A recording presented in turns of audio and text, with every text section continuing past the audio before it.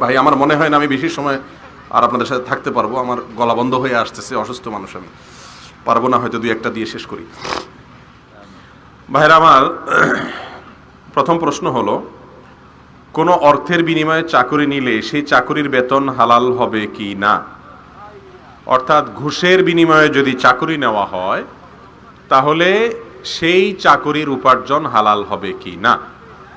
এ প্রসঙ্গে বিশ্ববিখ্যাত বিশ্ববরেণ্য বড় বড় ওলামায়ে কেরাম, মুফতিয়ানে কেরাম যারা আছেন, সৌদি আরবের সর্বোচ্চ ওলামা পরিষদের সদস্যগণ, আমাদের দেশ ওলামায়ে কেরাম, প্রায় সমস্ত ওলামায়ে কেরামের ফতোয়া এক। সেটা হলো, যদি অবৈধভাবে অর্থাৎ ঘুষ দিয়ে কেউ চাকরি নেয় তাহলে কাজটা তো তিনি হারাম করেছেন, এতে কোনো সন্দেহ নাই। আর রাশি ওয়াল মুরতাশি কেলাহুমা ফিন্নার, ঘুষদাতা ঘুষ গ্রহীতা উভয়ে জাহান্নামে যাবে। তবে ঘুষদাতা বেচারা যদি বাধ্য হয়ে ঘুষ দেয়, ঘুষ না দিলে তার কোথাও চাকরি হয় না, যেমন আজকাল আমাদের দেশের অবস্থা, তাহলে ওই বেচারাটা আল্লাহ তাআলা মাফ করবেন আশা করা যায়, যদি সে নিরুপায় হইয়া দেয়। কিন্তু ঘুষখোরের মাফ হওয়ার কোনো রাস্তা নাই। বিশেষ করে বান্দার হক নষ্ট করার কারণে আল্লাহও সেটা মাফ করবেন না। কিন্তু যদি কেউ ঘুষের মাধ্যমে চাকরি নেয়, কাজটা যদিও অন্যায় করেছেন, পরবর্তীতে তিনি যদি শ্রম দিয়ে পারিশ্রমিক নেন, কষ্ট করে বেতন নেন, তাহলে মাসে মাসে বা দিনে দিনে তিনি কষ্ট করেছেন, তার বিনিময়ে বেতন নিয়েছেন। যদি কষ্টটা বৈধ খাতে তিনি বিনিয়োগ করেন, ভালো খাতে কষ্ট করেন, হারাম কোনো কাজ না করেন, তাহলে ইনশাআল্লাহ তার মাসিক বেতনটাও হারাম হয়ে যাবে না। কিন্তু প্রথম যে কাজটা তিনি করেছেন সেটা অবশ্যই কি হবে? হারাম হবে। ওই এক হারামের কারণে তার আজীবনের ইনকাম সব হারাম হয়ে যাবে, এমনটি পৃথিবীর কোনো আলেমই বলেন না। কারণ পরবর্তী বেতনটা তার শ্রমের বিনিময়ে সে পাচ্ছে। অতএব শ্রম যদি সঠিকভাবে দেয়, তার বিনিময়ে বেতন নিলে জায়েজ হবে ইনশাআল্লাহ। বর্তমান সময়ে বিবাহ করতে গেলে চাকরি দরকার, এ নিয়ে আমাদের কোরআন সুন্নাহ থেকে জানাবেন। ভাইরা আমার, বিবাহ করার জন্য চাকরি দরকার এমন না, বিবাহ করার জন্য সামর্থ্য দরকার। আর সামর্থ্যের সাথে চাকরি, এটা কিছুটা সম্পর্ক থাকলেও পরিপূর্ণ অঙ্গাঙ্গিভাবে জড়িত না। আমাদের এখন মানসিকতা হয়ে গেছে চাকরগিরি করা। মুসলমানের সন্তান চাকরগিরি ছাড়া আর কিছু চিন্তা করে না। ইহুদির সন্তানরা উদ্যোক্তা হয়, তারা ব্যবসা শিখে নিজে কিছু করার চেষ্টা করে। ভাই, কয়টা মৌসুমী সবজি নিয়ে রাস্তার পাশে বসে যান, একটু সবজি উৎপাদন করেন, একটা মুরগির ফার্ম দেন, একটা ছোটখাটো কোনো কাজ শুরু করেন। এই কাজগুলো চাকরির চাইতে অনেক বেশি সওয়াবের কাজ, ভালো কাজ। মুসলমান এখন চাকরি ছাড়া আর কিচ্ছু বোঝে না। যত বড় ডাক্তার, যত বড় ইঞ্জিনিয়ার, যত বড় ইমাম, যত বড় খতিব, আলটিমেট সবই কি? চাকরগিরি। চাকরগিরি হওয়ার চাইতে উদ্যোক্তা হওয়া ভালো। একটা হাদিস শুনেন, রাসূল আকরাম সাল্লাল্লাহু আলাইহি সাল্লাম বলেছেন, কেউ যদি কোনো বৃক্ষ রোপণ করে, কোনো গাছের চারা লাগায়, সেই গাছ থেকে যদি কোনো ফসল হয়, পাতা হয়, বড় হয়, ওখান থেকে যদি পশু পাখি খায়, মানুষ তো বটেই, যদি পশু পাখিও খায়, আল্লাহ রাব্বুল আলামিন ওই গাছ যে লাগাইছে তাকে, ওই মানুষ খাইলো, পশু খাইলো, বা এটা নিচে পড়ে সার হলো, এর কারণে সওয়াব দিবেন। তাহলে বোঝা গেল ব্যবসা, উদ্যোক্তা হওয়া, এটা ইবাদতের কাজ, যদি উদ্দেশ্যটাকে সেরকম করে নেওয়া যায়। এজন্য বিবাহের জন্য চাকরি করতে হবে কেন? আল্লাহর রহমতে উদ্যোক্তা হতে পারেন, ছোটখাটো কোনো কাজ শুরু করে দেন, গায়ে খেটে শুরু করে দেন। আর আজকাল তো চাকরি হইলেও হবে না, বিশাল অঙ্কের বেতন পাইতে হবে, নিজের পায়ে দাঁড়াইতে হবে, আরেকজনের পায়ে হাঁটা যাবে না, তারপরে চাকরি করা যাবে, এই বিয়ে করা যাবে। বিয়েটাকে কঠিন করতে করতে এই দেশে, এই সমাজে জেনাটাকে এখন সহজ করে দিস।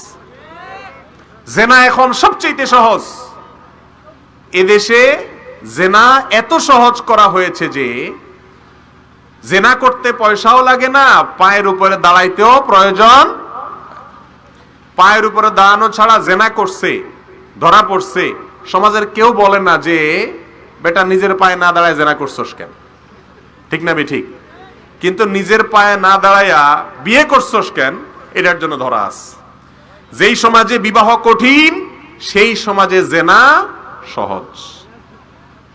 আল্লাহ তাআলা আমাদেরকে হেদায়েত দান করুন। বিবাহের ক্ষেত্রে পাত্রী কে দেখবে, খুবই প্রয়োজনীয় একটি প্রশ্ন, খুবই প্রয়োজনীয়। বাংলাদেশে শতকরা ৯৯টি বিবাহে এই অপকর্মটি করা হয়। বিয়ে করবে একজন, পাত্রী দেখে তার ১৪ গোষ্ঠীর সমস্ত পুরুষ। এই রোগটা আপনাদের এলাকায় আছে না নেই? ছেলে বিয়ে করবে, সে তার বউ দেখবে, ছেলের সাথে, ছেলে তো দূরের কথা, ছেলের আগে ছেলের ভগ্নিপতি দেখে, বড় ভাই দেখে, মামায় দেখে, খালুয়ে দেখে, ছেলের বাপে দেখে, অনেক সময় পুরো গোষ্ঠীর সবাই দেখে, আসল জন ছেলেই দেখে না। ঠিক না বে ঠিক? ভালো করে শুনে রাখেন, বিবাহের জন্য প্রস্তাব দিতে হলে ছেলে মেয়ে, পাত্র পাত্রী একে অন্যকে দেখে নিবে, এটি সুন্নাত। নবী সাল্লাল্লাহু আলাইহি সাল্লাম বলেছেন, বিয়ের সিদ্ধান্ত নিলে তোমরা একে অন্যকে দেখে নাও, এতে কয়েকটা লাভ আছে। ১ নম্বর লাভ হলো, বিয়ের আগে দেখা দেখি হলে পাত্র পাত্রী একে অন্যকে দেখলে তাদের মধ্যে পরবর্তীতে ভালোবাসাটা বৃদ্ধি হয়। দ্বিতীয় লাভ হলো, কোনো দোষ ত্রুটি থাকলে তারা সিদ্ধান্ত নিতে সুবিধা হয়, পরে আর মন কালাকালি হয় না। এখন আমাদের সমাজে হলো, ছেলে দেখা দেখির খোঁজ খবর নাই, বা দেখলেও ছেলের সাথে ১৪ গোষ্ঠী পুরুষ যায় দেখে। ভালো করে শুনে রাখেন, বিয়ের জন্য প্রস্তাবক ছেলে, পাত্র তিনি ছাড়া পাত্রপক্ষের অন্য কোন পুরুষ পাত্রীকে দেখা জায়েজ নাই, এটা হারাম। মেয়েদেরকে আমাদের সমাজে গরু ছাগলের মতো আচরণ তাদের সাথে করা হয়। বাজারে কোরবানি গরু কিনতে যেরকম ৫-৭ জন মিলে যায়, বিয়ে করার সময় ছেলের সাথে এরকম ৫-৭ জন ভাই, চাচা, ফুফু, মামু, খালু, ১৪ গোষ্ঠী নির্লজ্জের মতো যে মেয়েকে দেখে, এটা হলো বাজারে গরু ছাগল দেখার মতো। মানুষকে অপমান করা, পাত্রী মেয়েকে অপমান করা, নারী জাতিকে অপমান করা, এটা কোন অবস্থাতে ইসলামে জায়েজ নাই। পাত্রীকে দেখতে পারবেন পাত্র নিজে আর তার পরিবারের মেয়েরা, পাত্রের মা, বোন, ভাবি, তারা দেখবে, কিন্তু অন্য পুরুষরা দেখতে পারবে না। হারাম, সম্পূর্ণ হারাম। এখন মুশকিল হলো, ছেলেরা যারা বিয়ে করবে, এরা যদি বলে, বাপকে যদি বলে যে আব্বা বিয়ে তো আমি করব, আমার দেখার কথা, তুমি দেখতে আসছো কেন? তুমি বসে থাকো, আমি মেয়েটা দেখে আসি। তাহলে ছেলের তো মায়ের একটাও নিচে পড়বে না, সব পিঠে পড়বে। বলবে যে বেটা বেয়াদব, বিয়ের আগে থেকেই তোর বউ তুই দেখবি, পরে জানি কি করবি। তো মুরব্বীদেরকে বুঝাইতে হবে, বাবারে বিয়েটা হয়ে গেলে এরপরে তোমার পুত্রবধূ তুমি সারা জীবন দেখতে পারবা ইনশাআল্লাহ, কিন্তু বিয়ে হওয়ার আগ পর্যন্ত ইসলাম শুধু আমাকে দেখার অনুমতি দিয়েছে, তোমাকে দেখার অনুমতি দেয় না। এটা বাজারের গরু না। কথা কি বুঝাতে পারছি? আল্লাহ তাআলা আমাদেরকে সৎ সাহস নিয়ে এই সমাজের কুসংস্কার এবং অনাচারের বিরুদ্ধে দাঁড়ানোর তৌফিক দান করুন। একই অপরাধে বারবার তওবা করলে আল্লাহ তাআলা ক্ষমা করবেন কিনা? ভাইরা আমার, আল্লাহ রাব্বুল আলামিনের গুণবাচক নামের ভিতর একটা হলো তাওয়াব, আর একটা হলো গফফার। এই গফফার এবং তাওয়াব নামের অর্থ জানেন? গফফার শব্দের অর্থই হলো যিনি বারবার ক্ষমা করেন। তাওয়াব নামের অর্থই হলো যার কাছে বান্দা বারবার অপরাধ করে আসলে আবারও মাফ করেন, আবার অপরাধ করে আসলে আবারও মাফ করেন। আল্লাহর কাছ থেকে নিরাশ হওয়ার কোনো সুযোগ নাই। একবার অপরাধ হয়ে গেছে, লজ্জিত হয়েছেন, ক্ষমা চেয়েছেন, চোখের পানি ছেড়ে দিয়েছেন, আল্লাহ মনের ভুলে শয়তানের প্ররোচনায় পড়ে বন্ধুদের পালায় পড়ে করে ফেলেছি, মালিক কিয়ামতের দিনের শাস্তি, জাহান্নামের শাস্তি সহ্য করতে পারবো না, আল্লাহ মাফ করে দেন। তওবা করলেন। আবার কিছুদিন পরে শয়তানের পালায় পড়ে আবার হয়ে গেছে, আবারও তওবা করবেন। শয়তানের একটা বড় চক্রান্ত হলো, শয়তান আপনাকে বলবে যে তুই বেটা এত বেহায়া কেন? কয়দিন আগে না একবার তওবা করছস, আবার তওবা করবি কেমনে আল্লাহর কাছে? এটা হয় না, বাদ দে। আস্তে আস্তে শয়তান মানুষকে আল্লাহ থেকে নিরাশ করে, দূরে সরায় দেয়। এই জন্য শয়তানের স্কুলের সবচেয়ে বড় এবং গুরুত্বপূর্ণ পাঠ হলো মানুষকে নিরাশ করে দেওয়া। নিরাশ হওয়া যাবে না। আল্লাহ রাব্বুল আলামিনের কাছে বারবার মাপ চাই আসতে হবে। বারবার মাপ চাইতে খারাপ লাগবে, আবারও বেহায়ার মতো যেতে হবে, আবারও লজ্জা চেয়ে মাপ চাইতে হবে। ইনশাআল্লাহ আল্লাহ তাআলা কি করবেন? ক্ষমা করবেন। তাই বলে আবার এই আশায় কেউ থাকেন না যে আল্লাহ তাআলা যেহেতু বারবার ক্ষমা করে, বারবার তওবা কবুল করে, অতএব আর টেনশন কি? অপরাধ করব আর মাপ চাইব, অপরাধ করব আর মাপ চাইব। দেখেন, একজন অভিভাবক, একজন বাবা তার সন্তান অনেক দিন পরে একবার অন্যায় করেছে, বকাঝকা দিয়েছে, সন্তান মাফ চেয়েছে, উনি মাফ করে দিয়েছেন। আবার বহুকাল পরে আবার করেছে, তিনি হয়তো মাফ করে দিয়েছেন। কিন্তু বাপ যদি টের পায় ছেলে এটা একটা ধান্দা বানায় নিছে, তাহলে এরপরে মাফ হবে না মুগুর আরো বেশি করে হবে? কথা বুঝেন নাই? আল্লাহ রাব্বুল আলামিন সব কিছু জানেন। আল্লাহ তাআলা তাওয়াব, গফফার, বারবার তিনি ক্ষমা এবং তওবা কবুল করেন। এই কথা জেনে আপনি ঠান্ডা মাথায় আকাম করে যাচ্ছেন যে আল্লাহ তো মাফ করবেই, তাহলে সেই মাফের আশা তো দূরের কথা, উল্টা বরং আরো শাস্তি হওয়ার সম্ভাবনা আছে। একজন ব্যক্তির ঘরে মলম আছে, হাত কাটা গেলে সেখানে মলমটা লাগাই দিলে কি হয়? ভালো হয়ে যায়। সেজন্য সে কি ভালো হাত চাকু দিয়ে কাটবে? ভুলে কেটে গেলে মলম লাগাবে, তাই না? চাকু যেহেতু, মলম যেহেতু আছে, লাগাইলেই ভালো হয়ে যাবে, অতএব আমি ঠান্ডা মাথায় হাত কাটবো। এটা কোনো বুদ্ধিমান মানুষ করবে? করবে না। আল্লাহর পাকড়াও, ওই যে বলেছিলাম কিয়ামতের ভয়, জাহান্নামের বাস্তব চিত্রের প্রতি বিশ্বাস যদি আমাদের থাকতো, তো আল্লাহ বারবার তওবা কবুল করেন সে আশার চাইতে আল্লাহ তাআলা কাহ্হার, আল্লাহ তাআলা পাকড়াও করবেন, আল্লাহর আযাব শদীদ, এগুলোর ভয় যে বিশ্বাস যদি থাকতো, তাহলে বারবার ঠান্ডা মাথায় পাপ করার সাহস আমাদের হতো না। আল্লাহ তাআলা আমাদেরকে আল্লাহর রহমতের চাদরে আবৃত করে রাখুন, আমরা যেন গুনাহ থেকে বেঁচে থাকতে পারি। আমি জানতে চাই, যাকাতের টাকা একজন ভূমিহীন লোককে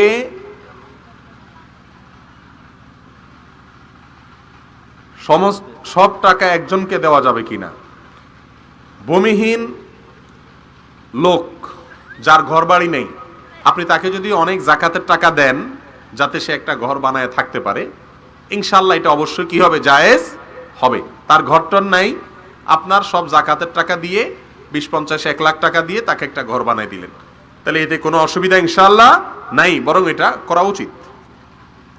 কবরস্থানে স্যান্ডেল বা জুতা পরে কবর জিয়ারত করতে যাওয়া যাবে কিনা? যাবে, কোনো অসুবিধা নাই। আমাদের একটা মুশকিল হলো, আমাদের দেশের মানুষের আজাইরা ভয় আছে, দরকারি ভয় নেই। আজাইরা ভয় বুঝেননি? আরে ভাই, জুতা পরে গেছেন আপনি, এটা তো চুরি করেন নাই, মাশাআল্লাহ, জুতা পরে যেতেই পারে একজন মানুষ। কিন্তু জুতা পরে যদি কেউ কবরস্থানে যায় তো জিব্বা কামড় দেয়, ঠিক না? ঠিক। একই লোক আবার বিড়ি খাইতে ঢুকে চা দোকানে, সেটা নিয়ে কেউ জিব্বা কামড় দেয় না। অতএব কবরস্থানে জুতা পায়ে গেলে কোনো অসুবিধা নাই। আরে ভাই, কবরস্থান তো দূরের কথা, রাসূল আকরাম সাল্লাল্লাহু আলাইহি সাল্লাম বলেছেন, নামাজের মধ্যে যদি কেউ জুতা পরে নামাজ পড়ে আর জুতার নিচে যদি নাপাক না থাকে, পরিষ্কার থাকে, তাহলে তার নামাজ হয়ে যাবে। এখন মুশকিল হলো, আমাদের যে জুতা আজকাল এগুলো তো অনেক টাইট, এগুলো পরে নামাজ পড়া কঠিন। রুকু সিজদা কিভাবে দিবেন? সফট যেগুলো আর কি, একদম নরম যেগুলো চামড়া বা খুব পায়ের সাথে মিশে থাকে, এগুলো নামাজ পড়া যায়। যেহেতু নামাজ পড়া যায়, অতএব কবরস্থানে যাইতে কোনো অসুবিধা নাই। মসজিদে মুয়াজ্জিন সাহেব মায়ের জমি চুরি করে নিজের নামে লিখে নিচে তার পেছনে নামাজ পড়া যাবে কিনা? দেখুন, কোন ইমাম, কোন মুয়াজ্জিন প্রকাশ্যে কোনো অপরাধ করেছেন, হারাম কাজ করেছেন, সবাই জানে, প্রমাণিত, এরকম যদি হয়, তাহলে সেরকম মানুষকে ইমাম মুয়াজ্জিন রাখা ঠিক না। কিন্তু মুশকিল হলো, আমাদের দেশে ইমাম মুয়াজ্জিনদের পেছনে মানুষ যেই পরিমাণ লাগে, দুই জাতি, এক হলো নারী জাতি, মহিলারা, আর একটা হলো ইমাম সাহেব, মুয়াজ্জিন সাহেব। এই বেচারাদের পেছনে মানুষ যত লাগালাগি করে, সমাজে অন্য কোনো মানুষের পিছনে এত লাগালাগি করে না। মুয়াজ্জিন সাহেব, ইমাম সাহেব ভাই বোনের জমি মারছে না, কি করছে, আপনি নিশ্চিত হলেন কিভাবে? কে রায় দিল? এগুলা বেশিরভাগ ক্ষেত্রে ষড়যন্ত্রমূলক হয়। এই জন্য এগুলোকে আমাদের কাছে প্রশ্ন দিয়ে উত্তর নিয়ে ওইটা ফিট করার চেষ্টা করবেন না। মূল অবস্থা যাচাই করে স্থানীয় আলেম ওলামারা, তাদের কাছ থেকে আপনারা জানার চেষ্টা করবেন। লাফালাফি করে জিকির করা জায়েজ আছে কিনা? ভাইরা আমার, লাফালাফি, নাচানাচি, এটার সাথে জিকিরের কোনো সম্পর্ক নাই। রাসূল করিম সাল্লাল্লাহু আলাইহি সাল্লাম যখন জিকির করতেন, তার ঠোঁট নড়তো। কি নড়তো? ঠোঁট নড়তো। জিকিরের সময় ঠোঁট নড়বে, এছাড়া অন্য কোনো অঙ্গ প্রত্যঙ্গ নড়ার কথা কোরআন হাদিসে আসে নাই। লাফালাফি তো অনেক পরের কথা। কথা কি বুঝতে পারছি? আরে ভাই, জিকির হলো আল্লাহর স্মরণ, আল্লাহর মহব্বতে, আল্লাহর ভালোবাসে আল্লাহর স্মরণ করবেন, মুখে উচ্চারণ করবেন। সেখানে লাভ দেওয়ার, ভাঙচুর করার, অশান্তি করার কি আছে? এটা তো অশান্তির জিনিস না, এটা তো শান্তির জিনিস। আলা বিজিক্রিল্লাহি তাতমাইন্নুল কুলুব। আল্লাহ বলেছেন আল্লাহর জিকির করলে মানুষের অন্তর প্রশান্ত হয়ে যায়, স্থির হয়ে যায়। অস্থির অন্তর স্থির হয়ে যায় আল্লাহর জিকির করলে, আর আমাদের আল্লাহ জিকিরে শুনে লাফালাফি শুরু হয়। কেমন কথা হলো? এই জন্য জিকিরের সাথে আসলে লাভ দেওয়ার অথবা শরীরের দুলানোর, শরীরের অঙ্গভঙ্গি করার এগুলোর কোনো সম্পর্ক নাই। সুন্নাহ সম্মত জিকির এটা হলো শুধু ঠোঁট নড়বে, হালকা শরীর অন্য কোনো অঙ্গ প্রত্যঙ্গ স্বাভাবিকভাবে নড়তে পারে, কিন্তু অস্বাভাবিক নড়াচড়া এটা জিকিরের কোনো সুন্নাহ পদ্ধতি না। ইমামতির স্থানে সুন্নত নফল সালাত পড়া নিষিদ্ধ সম্পর্কে হাদিস জানতে চাই। যেই জায়গায় ইমাম সাহেব দাঁড়িয়ে নামাজ পড়ান, ইমামতি করেন, মেহরাব বা আপনার জায়নামাজের জায়গা, সেই জায়গায় ফরজ নামাজের পর সুন্নত বা নফল ইমাম সাহেব পড়তে পারবেন না, নিষিদ্ধ, এমন কোনো কথা কোরআন হাদিসে কোথাও নাই। তবে রাসূল আকরাম সাল্লাল্লাহু আলাইহি সাল্লাম ইমামতি যে করতেন, তিনি বাসায় সুন্নত পড়ে মসজিদে আসতেন। তিনি আসার পরে জামাত দাঁড়িয়ে যেত, আর বেশিরভাগ ক্ষেত্রে সালাম ফেরানোর পরে মুসল্লিদের দিকে ফিরে তিনি বসে দোয়া দরুদ পড়ে সুন্নাতটা আবার নিজ স্থানে গিয়ে পড়তেন। তবে বিভিন্ন বর্ণনার দ্বারায় উনি ওই জায়গাতে আবার ছিলেন বা ওই জায়গাতেও পড়া যায়, এরকম বিভিন্ন বর্ণনাও রয়েছে, কোনো অসুবিধা নাই। ইমাম সাহেব যেখানে ফরজ সালাতের ইমামতি করবেন ওই জায়গায় সুন্নত নফল পড়া যাবে না, এরকম কোনো নিষিদ্ধ নাই। তবে সুন্নাত নফল এগুলো বাসায় পড়া, অন্য জায়গায় পড়াটা হলো উত্তম সাধারণ অবস্থায়। ঠাট্টা বিদ্রুপ ছলে বা ইচ্ছাকৃতভাবে ওষুধ প্রয়োগের মাধ্যমে হত্যা প্রচেষ্টা করে আদমরা করে অচল করে দেয়, তাহলে ইসলামী শরীয়ত তার শাস্তি কি? দেখুন, কেউ কাউকে যদি বিদ্রুপ ছলে দুষ্টামি করে আদমরা করে ফেলে, গলা টিপে ধরে বা দুষ্টামি করে, যেভাবেই হোক, বন্ধু বান্ধবের মধ্যে যদি এটা হয়, এটা হারাম। কাউকে ভয় দেখানো বা কোনো অস্ত্র দিয়ে কোনো কিছু দিয়ে তাকে আপনার ভীত সন্ত্রস্ত করা, এটা হারাম। রাসূল আকরাম সাল্লাল্লাহু আলাইহি সাল্লাম এই তরবারি দিয়ে হাঁকাহাঁকি করে না অনেকে, যে বন্ধু বান্ধব দুষ্টামি করতে গিয়ে ছুরি নিয়ে দৌড়াচ্ছে বা আপনার মেরে ফেলবে বা গলা টিপে ধরবে, দুষ্টামি করে না, হারাম। কোনো মুসলমানকে ভয় দেখানো কি নাই? জায়েজ নাই। কেউ কাউকে ভয় দেখাতে পারে না, এগুলো করা জায়েজ নাই। মারা গেল না, কিন্তু আপনি এই যে মারার মতো পরিস্থিতি তৈরি করে দিলেন, সেটাও গুনাহের কথা এবং হারাম কথা। ছোট বড় বৃদ্ধা সকলেই বিড়ি খায়, এর বিধান কি? এবং যারা বিড়ি খায় তারা কি পরকালে লোহার বিড়ি ও আগুন বিড়ি পাবে? ভাই, দুনিয়াতে তামাকের বিড়ি খাইলে আখেরাতে আগুনের বিড়ি পাবে, এরকম কোনো কথা কোরআন হাদিসে আমি দেখি নাই লোহা টোহা পাবে বলে।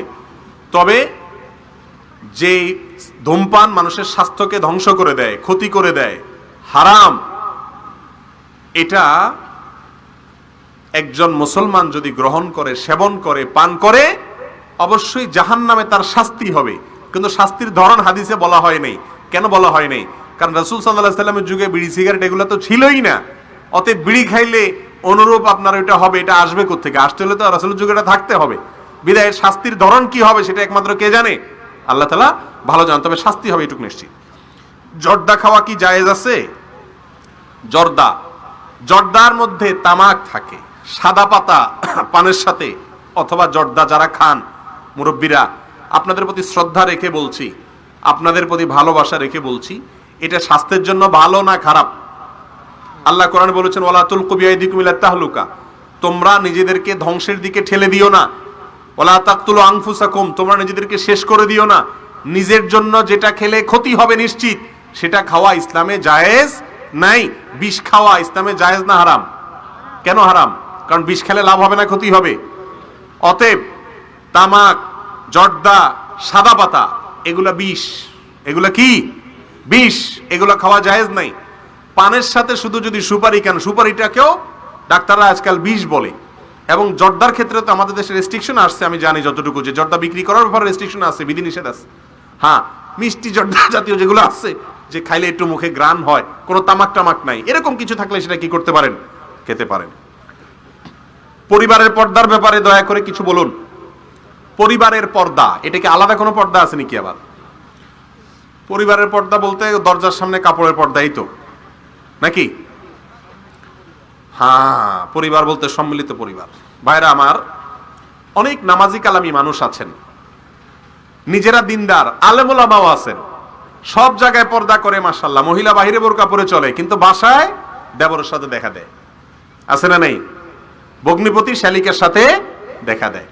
মনে রাখবেন, বাহিরে পর্দার গুরুত্ব ইসলামে যত বেশি, বাসার ভেতরে পর্দার গুরুত্ব তার চাইতে বেশি। বিশেষ করে ভগ্নিপতির সাথে শালিকার, আর ভাবির সাথে দেবরের। এছাড়াও আছে, যেমন কথার কথা, একজন মহিলা তিনি তার ননদের বড় ছেলে অথবা তার দেবরের ছেলে, দেবর তো বটেই, তার ছেলে, ভাসুরের ছেলে, এদের সাথে দেখা দিতে পারবে কি পারবে না? পারবে না, হারাম, তারা গায়রে মাহরাম। অতএব তাদের সাথে পর্দা করতে হবে। যৌথ পরিবারে থাকলে এই জিনিসটা খুব কঠিন। মনে রেখেন, মহিলারা অনেক সময় বেঁচে যাবে, আমরা পুরুষরা ধরা খেয়ে যাব, কারণ তাদের বাসার ভেতরে পর্দার মধ্যে বসবাস করার সুযোগ আমরা দেই না। এগুলো বললে আজকাল সেকুলাররা, নাস্তিকরা বলে, হুজুররা আর কত আমাদের এই বেড়া দিবেন। হুজুররা বেড়া দেয় তোমাদের বাঁচানোর জন্য, তোমাদের বাঁচানোর জন্য। ঘরে ঘরে পরকিয়া, অপকর্ম, হারাম সম্পর্ক, সর্বনাশ হওয়ার পরে হুঁশ ফিরে আসে। আল্লাহ তাআলা বলছেন আগে থেকে কি দাও? বাদ দাও। এই জন্য ঘরের ভিতরে পর্দা করাও ফরজ। অনেক মানুষ বলে আমার অন্তর ঠিক আছে কিন্তু নামাজ পড়ে না, রোজা রাখে না, এর বিধান ইসলামে কি বলে?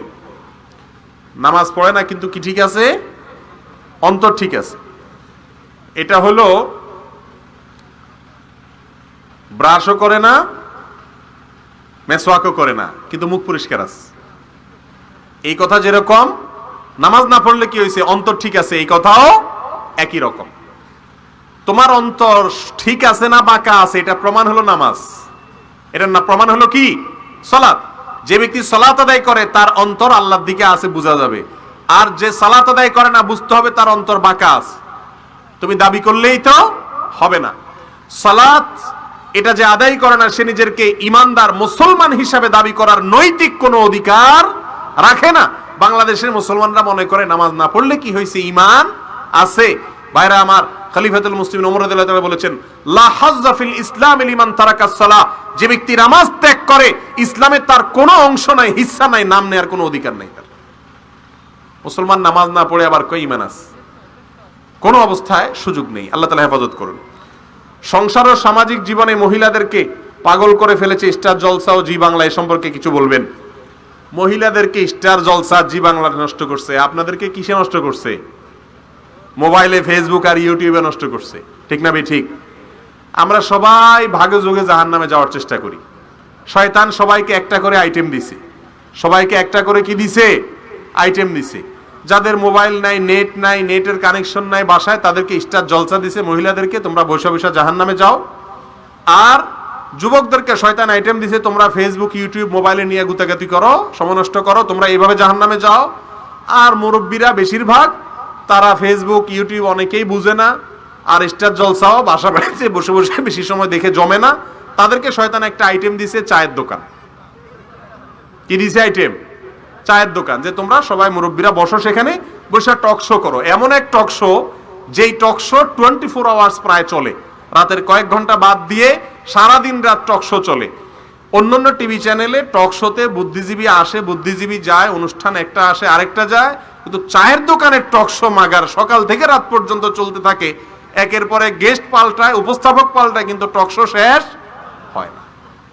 এই দেশটার 12টা কি এমনি এমনি পাচ্ছে? কারণ এই দেশে কাজের মানুষ নেই, সব বুদ্ধিজীবী।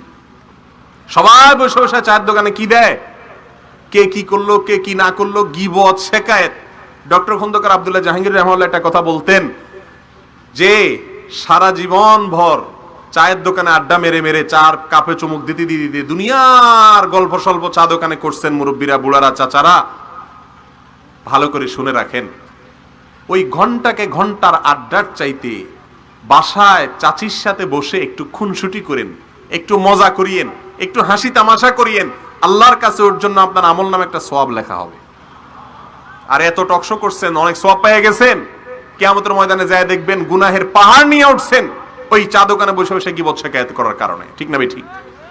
এই জন্য যুবকদেরকে ধরাই দিছে, যুবক যুবতীদেরকে দিছে ফেসবুক, ইউটিউব শয়তানে, আর মহিলাদেরকে ধরাই দিছে স্টার জলসা, জি বাংলা, আর চাচা মুরব্বীদেরকে দেখাই দিছে কি?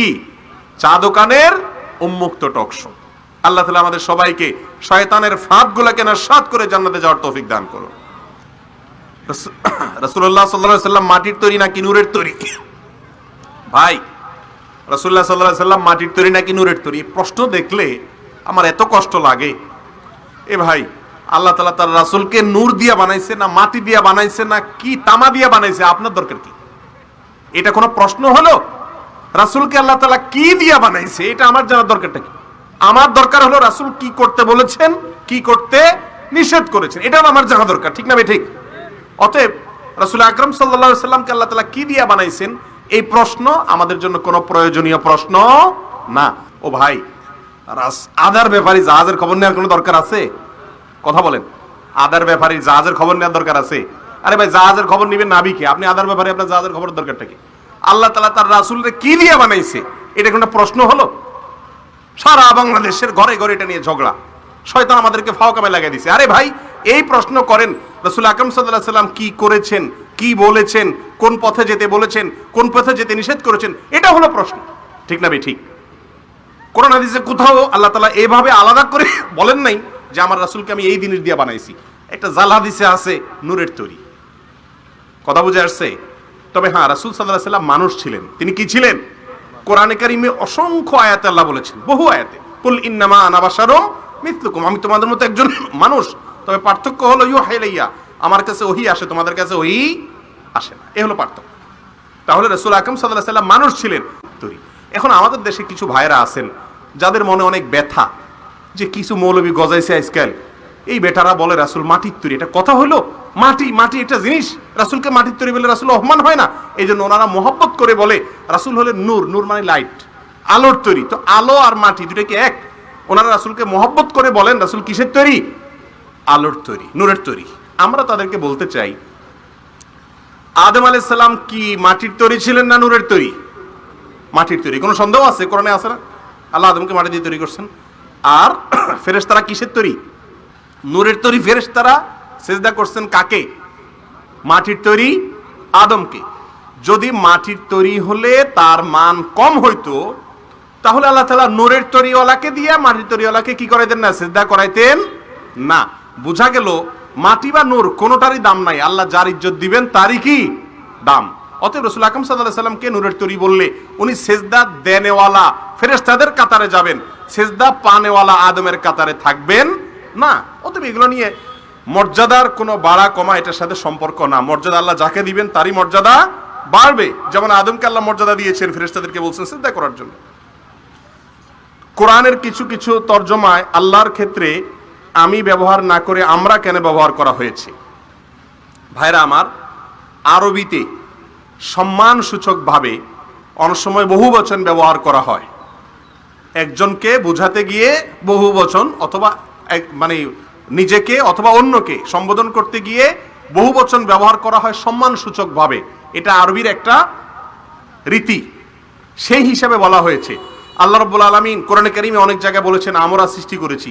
এর মানে এই না আলিয়াজ বিল্লাহ যে আল্লাহ কয়েকজন, নাউজুবিল্লাহ। কারণ আল্লাহর একত্ববাদের বিষয়টা গোটা কোরআন জুড়ে আল্লাহ তাআলা কি করেছেন? প্রমাণ করেছেন। কুল হুয়াল্লাহু আহাদ, আল্লাহ এক। অতএব বহু বচন ব্যবহার করেছেন, এটা আরবি বাগধারা বা আকৃতিতে সম্মান সূচক, এটা বোঝানোর জন্য আরবিতে এরকম হয়। যেমন আমরা একজনকে যখন সালাম দেই তখন কি বলি? আসসালামু আলাইকা নাকি আসসালামু আলাইকুম? একজনকে যখন আপনি সালাম দেন, আপনার সামনে একজন আছে, তখন তাকে বলেন আসসালামু আলাইকুম। এই কুমের আরবি অর্থ হলো আপনাদের উপরে শান্তি বর্ষিত হোক। অথচ মানুষ আছে কয়জন? একজন। দয়া করে কবর জিয়ারতের সঠিক পদ্ধতি জানাবেন। কবর জিয়ারতের সঠিক পদ্ধতি হলো ভাই, কবরস্থানের পাশে চলে যাবেন, হাত টাত কিচ্ছু বাধা লাগবে না, যেমনে আছেন এমনি দাঁড়ায়া সালাম পেশ করবেন কবরবাসীকে। কিভাবে সালাম পেশ করবেন? সালামুন আলাইকুম দারা কওমিন মুমিনিন ওয়া ইন্না ইনশাআল্লাহু বিকুম লাহিকুন নাসআলুল্লাহ লানা ওয়া লাকুমুল আফিয়া আনতুম লানা সালাফ ওয়া নাহনু লাকুম তাবা। বিভিন্ন রকমের দোয়া হাদিসে আছে, যেই কোনো দোয়া পড়ে শুধু সালাম পেশ করলেই কবর জিয়ারত হয়ে যাবে।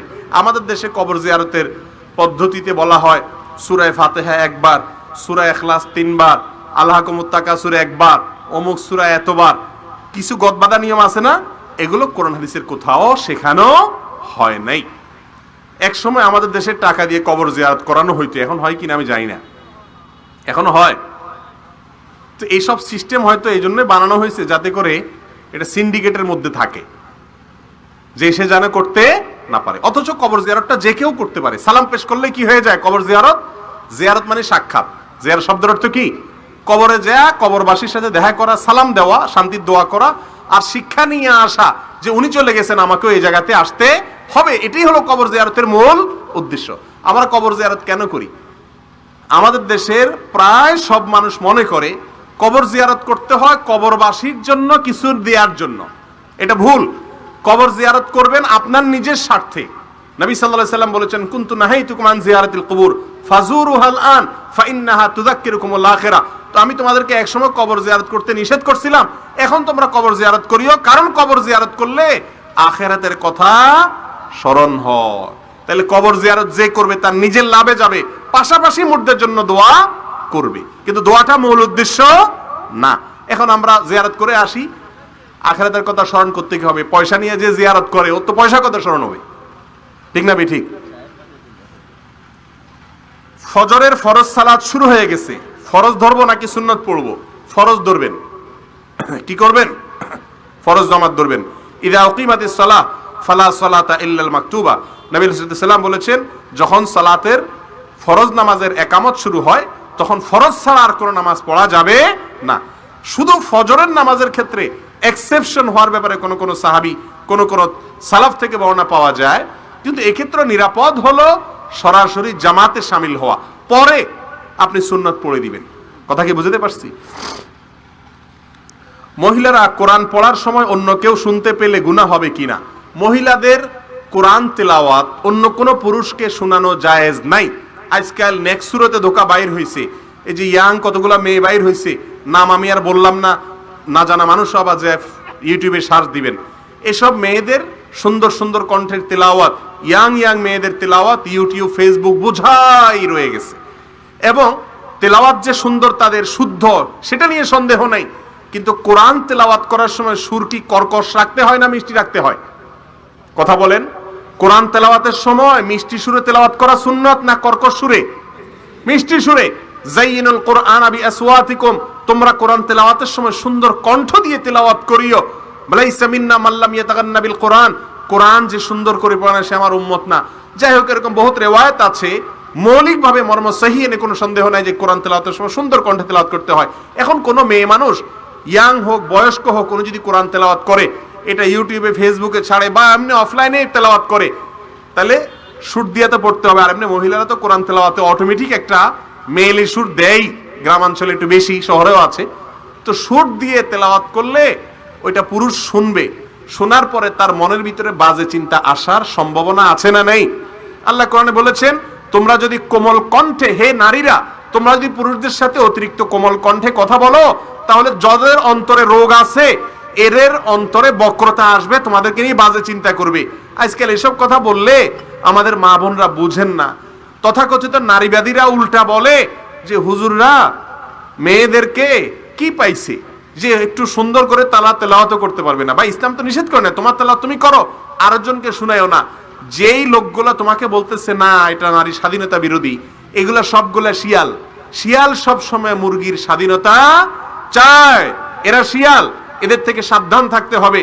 কারণ মনে মনে তোমাকে নিয়ে বাজে চিন্তা করবে বোন, তোমাকে নিয়ে সে ফালতু কল্পনা করবে, সে কখনো তোমার বন্ধু হতে পারে না। আল্লাহ রাব্বুল আলামিন আকর্ষণ দিয়ে সৃষ্টি করেছেন, এটা সৃষ্টিগত, অতএব সাবধানতা অবলম্বন করতে হবে।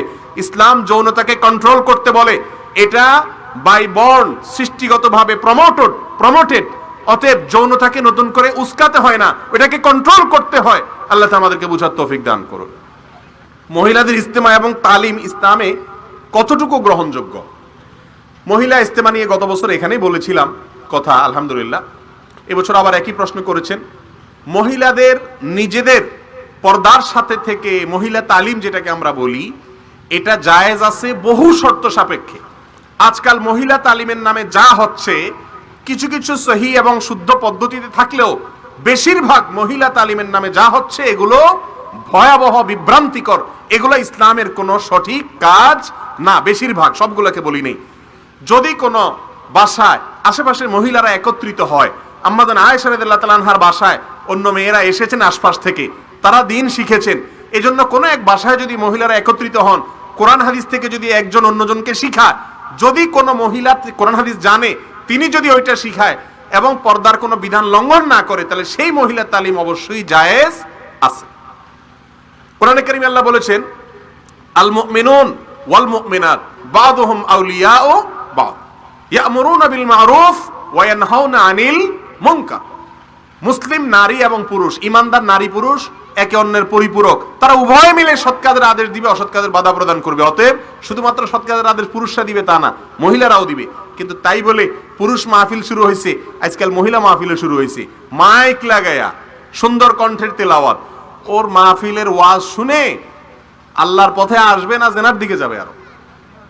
তাহলে মহিলারা মহিলাদের মধ্যে দাওয়াতি কাজ করবে শর্ত সাপেক্ষে। বাসার বাইরে যেতে হলে অভিভাবকদের পারমিশন নিয়ে যাবে। নিজের নিরাপত্তা, নিজের ব্যক্তিত্ব, এটা তার ভালোর জন্য, তার পার্সোনালিটির জন্য, তার প্রাইভেসির জন্য। ইসলাম তার নিরাপত্তার জন্য এটি করেছে। ইসলামের এই সমস্ত বিধিবিধানকে লঙ্ঘন করার কারণে আজ ঘরে ঘরে অনাচার হচ্ছে কি হচ্ছে না বলেন?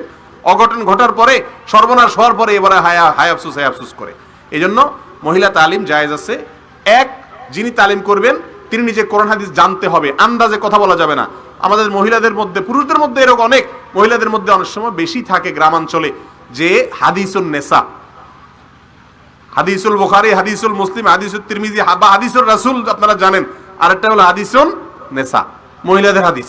কত রকমের বানোয়াট যে হাদিস আছে আল্লাহ মাহবুব জানে। এরকম আন্দাজে কোনো কথা বললে সেই মহিলা তালিম জায়েজ নাই।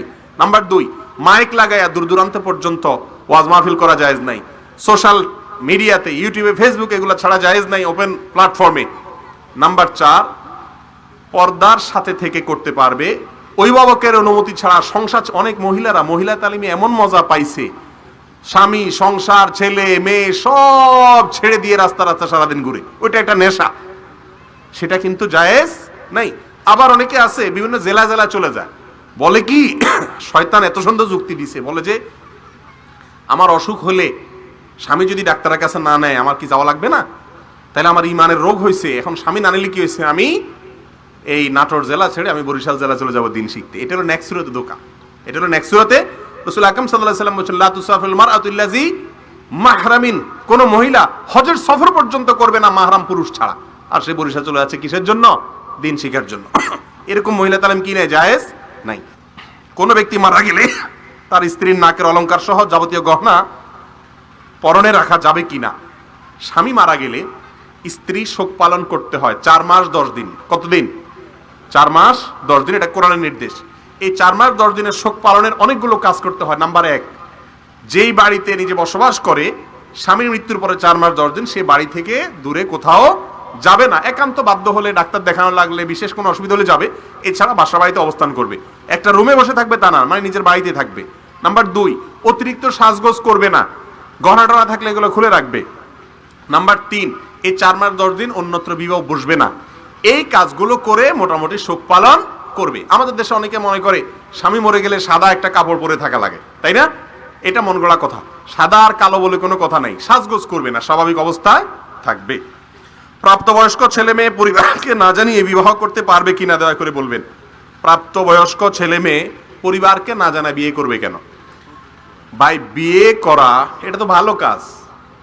এটা চোরের মতো পালায় পালায় করলে বুঝতে হবে ডাল মে কুচ কালা হ্যায়। যুবকরা বিয়ে করবেন খুশি করে, আনন্দ করে, মুরব্বীদেরকে দাওয়াত দিয়ে, বাপ চাচাদেরকে সাথে নিয়ে।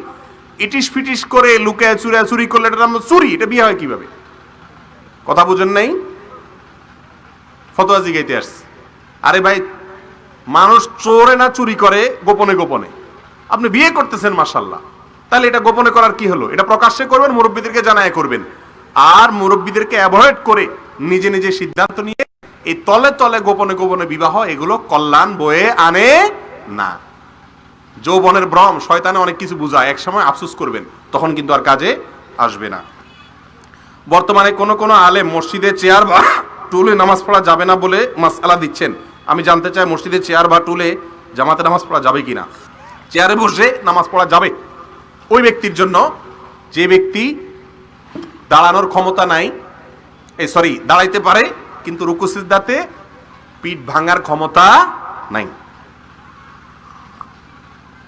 আজকাল এমন এক সমস্যা হয়েছে, সামান্য একটু কোমর ব্যথা হলে চেয়ারে বসে ধপ করে নামাজ পড়া শুরু করে দেয়। সারা দুনিয়া দাবড়ায় আসতেছে, দুনিয়া ভাঙ্গা চূড়া উল্টে ফেলাইতেছে, কিন্তু নামাজের সময় উনি একেবারে মাজুর হয়ে গেছে, তাই না?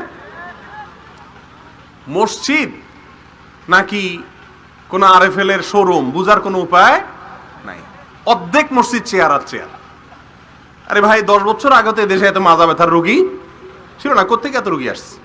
তবে হ্যাঁ, যদি এমন হয় যে আসলে একজন মানুষ এত অসুস্থ যে তিনি রুকু করে মাজা ভাঙতে পারেন না, সেজদা করতে পারেন না, করলে তার অনেক কষ্ট হয় বা পড়ে যায় বা অনেক ফ্যাটি, বা ডাক্তার বলেছেন যে তার জন্য বড় ধরনের ক্ষতি হতে পারে, তার মেরুদণ্ডে হাড্ডিতে সমস্যা আছে, এই ব্যক্তি অবশ্যই দাঁড়ানোটা দাঁড়ায়া রুকু সেজদার সময় চেয়ারে বসে ইশারা নামাজ পড়তে পারবে, এটাই মত, বিশুদ্ধ মত।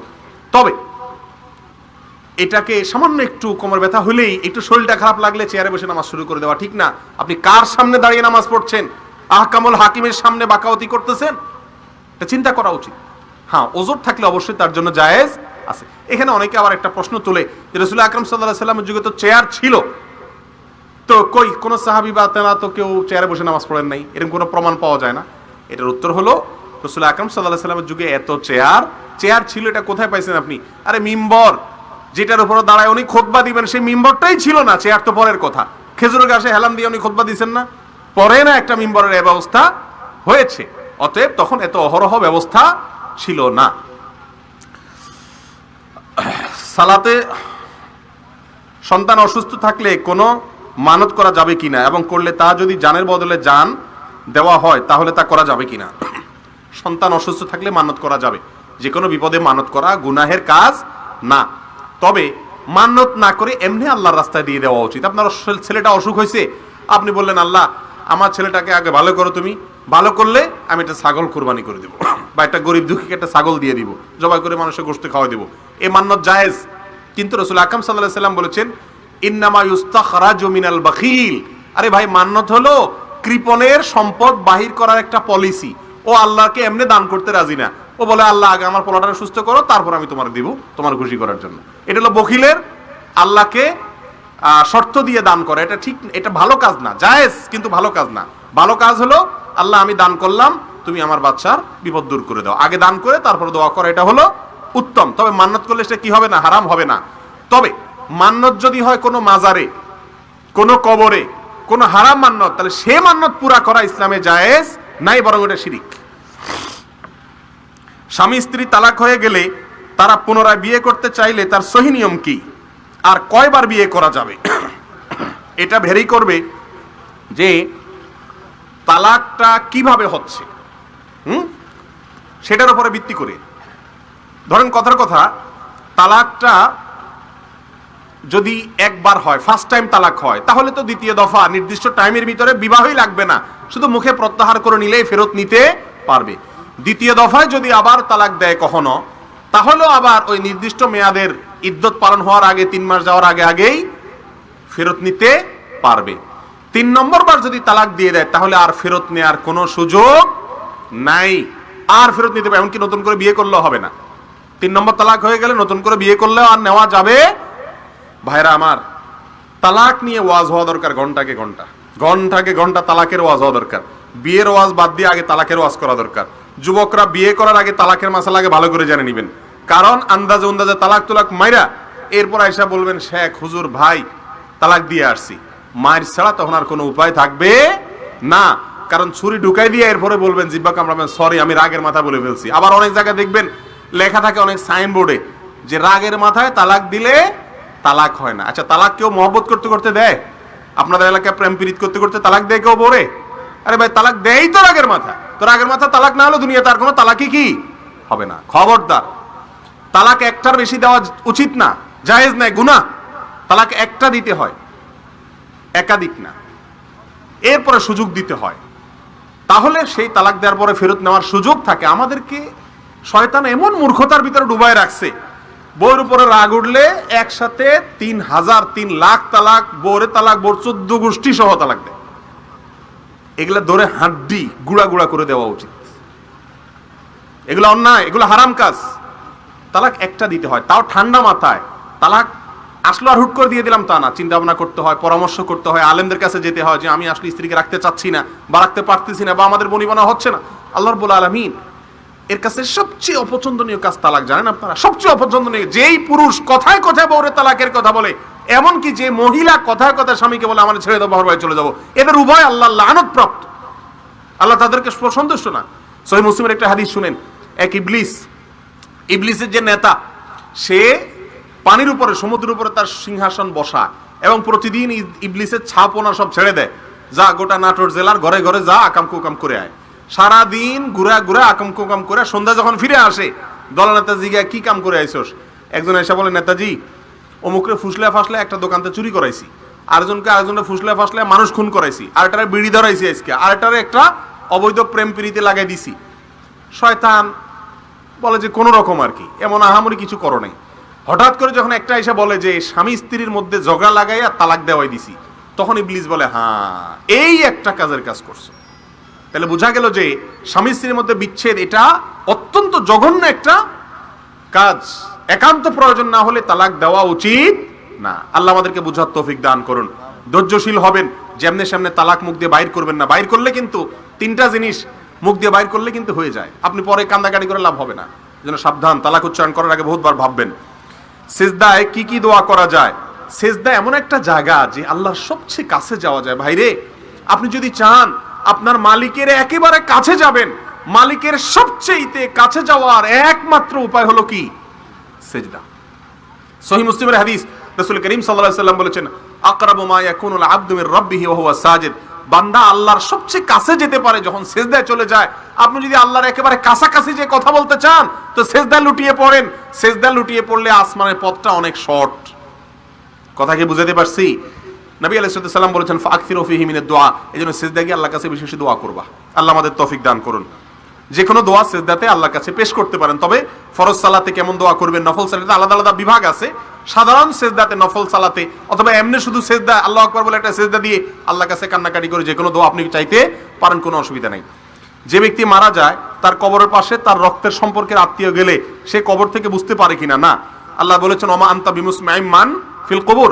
কবরবাসী আমাদের বাহিরের জগৎ সম্পর্কে জানে না। আল্লাহ যতটুকু জানে শুধু ততটুকুই জানতে পারে। বিভিন্ন প্যাকেট কাগজে আরবি লেখা থাকে, তা জেনে বা না জেনে পা দিয়ে পাড়াই আগুনে পোড়ানো হয়, তা ঠিক কিনা? আরবি একটা ভাষা, পায়ের নিচে পড়লে গুনাহ হবে বা আপনার কোরআনের অবমান হবে এমন কোনো কথা নেই। আরবি ভাষায় খারাপ কথাও লেখা থাকতে পারে কি পারে না? গান বাজনা লেখা হয় না আরবি ভাষায়? আরবি ভাষায় অনেক নাস্তিক আছে আরবে, তারা আরবি ভাষা দিয়ে আল্লাহর বিরুদ্ধে গালিগালাজ লেখে, নাউজুবিল্লাহ। অতএব আরবি ভাষা দেখলেই যে একেবারে ওইটা আমি শ্রদ্ধা করতে হবে এমন কোনো কথা নাই, আর বাংলা হলেই যে সেটা অশ্রদ্ধা হবে এমন কোনো কথা নাই। কি লেখা আছে এটা হলো মূল বিষয়। বিস্কুট কোম্পানি তার নামটা আরবিতে লিখছে, এই জন্য এটা আমারে একেবারে চুমা খাইতে হবে এমন কোনো কথা নাই। কি লেখা আছে এটা হলো মেইন কথা। তারপরেও কোরআনের ভাষা যেহেতু আরবি, এই জন্য এটাকে বিনা শুধু আরবি বলে কোনো কথা না, যে কোনো ভাষাকে অপমান করা উচিত না। যথাসম্ভব ভাষা এটাকে সম্মান করা উচিত। যে ফেব্রুয়ারি মাস, এটা ভাষার মাস, এই ভাষার মাসে ফেব্রুয়ারি মাসে আরো বেশি ভাষার প্রতি, ভাষার ব্যবহারের প্রতি আমাদের দায়িত্বশীল হওয়া উচিত, যাতে ভাষা দিয়ে আমরা খারাপ কোনো কাজ না করি। শুধুমাত্র বিনোদন এবং অবসর সময় কাটানোর জন্য তাস, ক্যারাম, দাবা, লুডো ইত্যাদি খেলা উচিত কিনা? তাস, দাবা, ক্যারাম, লুডো ইত্যাদি খেলা জায়েজ নাই ইসলামে। এর মধ্যে কোনো কোনো খেলা সম্পর্কে স্পষ্ট নিষেধ আছে, আর বাকিগুলোর উপরে স্পষ্ট নিষেধ না থাকলেও সেগুলো স্পষ্ট নিষেধটার ক্যাটাগরির একই ক্যাটাগরি হওয়ার কারণে সেটাও ইসলামে জায়েজ নাই। এই যে তাস, ক্যারাম, দাবা, লুডো, এই খেলাগুলো মানুষের শরীরকে অবসাদগ্রস্ত করে দেয়, অলস করে দেয়, এগুলো মানুষের জন্য ক্ষতির কারণ হয়। এগুলো স্থূলতা তৈরি করে।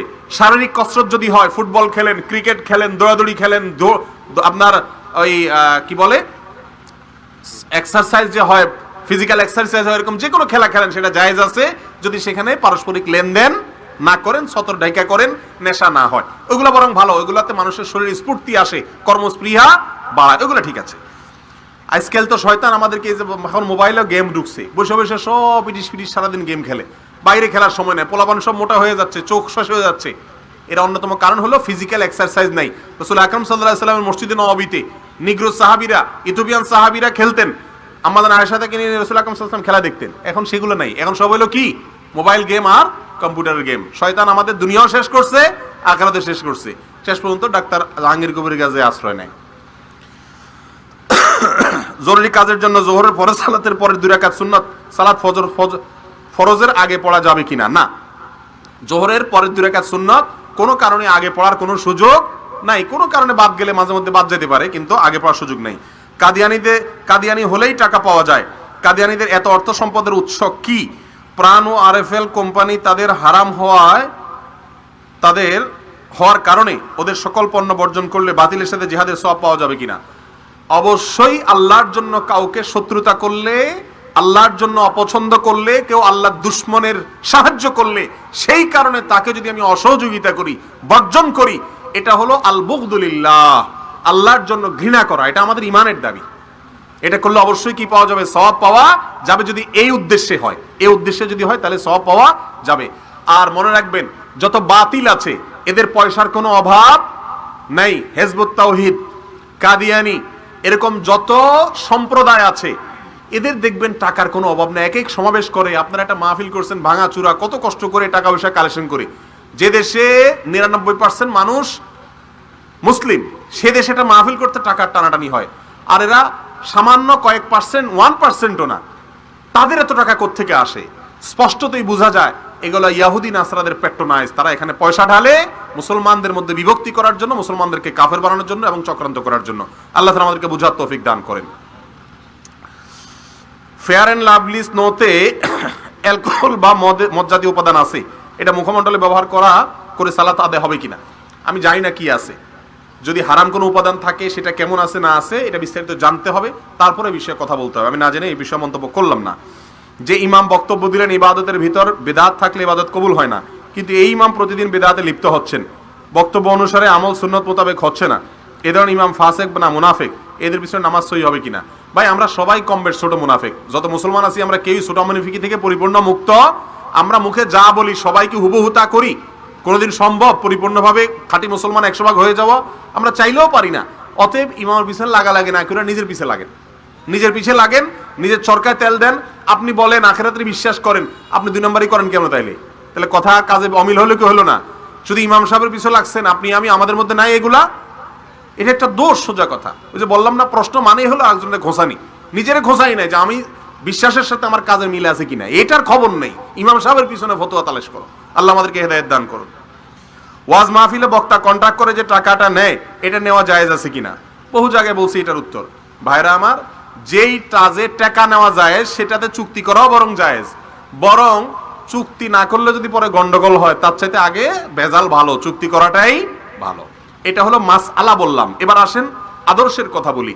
কোরআন হাদিসের কথা বলা, প্রচার করা, এটাকে পেট পালার মাধ্যম বানানো আর পয়সা কামাইয়ের মাধ্যম বানানো, এটা কোনো আলেমের আদর্শ শান হতে পারে না। একজন আলেম দাওয়াতের কাজ করবেন আল্লাহর জন্য, তার চলার জন্য যে খেদমত মানুষ করবে সেটা তার জন্য নেওয়া জায়েজ আছে। কিন্তু জায়েজ আছে দেখে তিনি একেবারে শর্ত দিয়া 50, 60, 70, 80, 1 লাখ হাঁকায়া টাকা নিবেন, এটা কোনো আলেমের শান হতে পারে না। দোষ দিয়ে লাভ কি? আয়োজকরা যে কত কাহিনী করে কত জায়গায়, আমি অনেক জায়গায় বলছি যে আমাকে অনেক জায়গায় এমন হয়েছে, যেহেতু বলি না কিছু না, নিয়ে গেছে চট্টগ্রামে এক জায়গায়, আর অনেক জায়গায়, শুধু চিটাগাং মানুষ আবার নাখোশ হয়ে যাবে, অনেক জায়গায় এমন হয়েছে আমাকে নিয়ে গেছে মাহফিল টাফিল করায়া বাসের ভাড়াটাও দেয়নি, বাসে উঠে দিয়ে মোসাবাদি চলে আসছে। আরে বাবা, আমি কয় জায়গায় টাকা দিয়ে যেতে পারবো? আমি তো বড় লোকের ছেলে না। এখন এতটা অবিবেচকও অনেক আয়োজকরা থাকে, কিন্তু তারপরেও আমার কথা হলো, এক জায়গায় কম দিলে এক জায়গায় বাড়িয়ে দেয়। একজন আলেম টাকা হাঁকায়া এটাকে উপার্জনের মাধ্যম মানে ওয়াজ মাহফিলকে, সে কখনো আদর্শ আলেম হতে পারে না। আরে ভাই, রাসূল সাল্লাল্লাহু আলাইহি সাল্লাম দাওয়াতের কাজ করতে গেছেন, ওনাকে মাইক দিছে কাফেররা, আপনারা তো আমাদের খাওয়ান দেন আলহামদুলিল্লাহ, আবার পয়সা দেন। অতএব এটা কোনো আলেমের শান হতে পারে না। ডক্টর খন্দকার আব্দুল্লাহ জাহাঙ্গীর রহমাল্লাহর কথা একবার শুনছিলাম। স্যার এক জায়গায় মাহফিলে গেছেন হরতালের মধ্যে তো গাড়ি ভাড়া করে গেছেন অনেক খরচ করে। তো গাড়ি ভাড়া যে সাথে গেছে সে আমাকে বললো যে শেখ, গাড়ি ভাড়া ছিল 6000 টাকা আর মাহফিলে দিয়েছে 3000 টাকা। এখন বলেন 3000 করে যদি দণ্ডি প্রতিদিন দেয়া লাগে মাহফিলে, তো বাপ দাদা সব জমি বেচা লাগবে। এই জন্য মাহফিলের আয়োজকদেরও বিবেচক হওয়া উচিত, আর আলেমরাও পয়সার লোভী। যে পয়সার লোভ করে সে আবার কিভাবে এখানে বসে রাসূলের আদর্শ শোনায় মানুষকে? এটা কিভাবে তার নীতিতে আসে? আল্লাহ আমাদের সবাইকে হেদায়েত দান করুন। এরপরের প্রশ্ন, কোন প্রকৃতির আলেমের কথা মানবো আর কোন প্রকৃতির আলেমের কথা শোনা যাবে না? চেহারা সুন্দর দেখে দেখে শুনবেন, এটা কোনো প্রশ্ন হলো ভাই? কোনো প্রকৃতির আলেম টালেম না, কথা শুনবেন ব্যক্তির না, বক্তব্যের, কোরআন এবং হাদিস ভিত্তিক, রেফারেন্স ভিত্তিক। কোরআন হাদিসের বাইরে খাজুরিয়া আলাপ শোনায়, আষাঢ়ে গল্প শোনায়, কাহিনী শোনায়, কিচ্ছা শোনায়, হাসায়, কান্দায়, ম্যাগাজিনে অনুষ্ঠান করে, নাটক করে, ড্রামা করে, এই টাইপের মৌলবীদের কথা শুনবেন। এটা কোনো রাসূল আকরাম সাল্লাল্লাহু আলাইহি সাল্লামের আদর্শ না। কোরআন আর হাদিসের আলোকে সমাজ সংস্কার করে, মানুষের ভুল ত্রুটি সংশোধন করে, দরদের সাথে, ব্যথার সাথে আল্লাহ এবং তার রাসূল সাল্লাল্লাহু আলাইহি সাল্লামের না এবং প্রতিনিধিত্ব করে এই কথাগুলো শুনবেন। এখানে কোনো প্রকৃতি নেই যে সক্কা টুপি আলাদারটা শুনবেন, রুমাল আলাদারটা শুনবেন, এরকম কোনো প্রকৃতি নাই। কথা কি বলে সেটা দেখবেন। আল্লাহ আমাদের বোঝার তৌফিক দান করুক। এখন তো সব দলবাজি, গ্রুপবাজি। আমার গ্রুপ হলে আমি শুনবো, নাহলে আমি শুনবো না। মসজিদের পথে কবর আছে, ওই কবরটি বয়স 70 বছর প্রায়, মসজিদটির জায়গা মেপে কবরটি মাপের মাঝখানে পড়ে, এই কবর উপরে মসজিদ নির্মাণ করা যাবে কিনা? কোন কবরের বাইরে আলাদা মসজিদ করতে কোনো অসুবিধা, মসজিদের ভেতরে যেন কবর না থাকে, বাস তাহলেই চলবে। অনেক সময় অনিচ্ছা থাকা সত্ত্বেও গুনাহ হয়ে যায়, গুনাহ হতে মুক্ত থাকতে আমার করণীয় কি? কোরআন সাল্লাল্লাহু জানতে চাই। ভাইরা আমার, পাপের কাছ থেকে বাঁচতে চান, 1 নম্বর করণীয়, ভালো মানুষের সাথে থাকবেন। ভালো মানুষ কে? যেই লোকটা ওই যে হারামকে না বলার মতো ইমানি শক্তি রাখে, বুকে বল আছে, ইমানি শক্তি আছে, হারাম থেকে বেঁচে থাকে, হারামের ধারে কাছে যায় না, এরকম মানুষের সংখ্যা দিন দিন কমে যাচ্ছে। আল্লাহ বলেছেন, ইয়া আইয়ুহাল্লাযীনা আমানুত্তাকুল্লাহ ওয়া কুনু মাআস সাদিকিন, হে ঈমানদাররা তাকওয়া অবলম্বন করো আর ঈমানদার নেককারদের সাথে থাকো, সোহবতে থাকো, যেন ভালো মানুষের সাথে থাকবেন। এটা হলো ভালো হওয়ার 1 নম্বর কাজ, আলামত, এই উপায়।